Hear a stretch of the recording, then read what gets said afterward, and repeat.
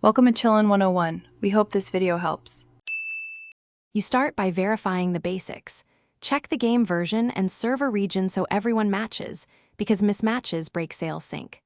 Once done, back up your save and note whether the world sale reads active or stuck. That backup allows rollback. Next, make sure the host has admin privileges and a stable connection.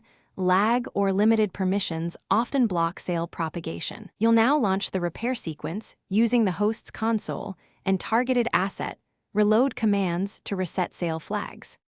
You'll execute the core repair.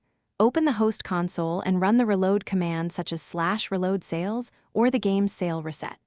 After that, locate the sale flag file and toggle sale active to 0, save, then set it back to 1 so the system reinitializes.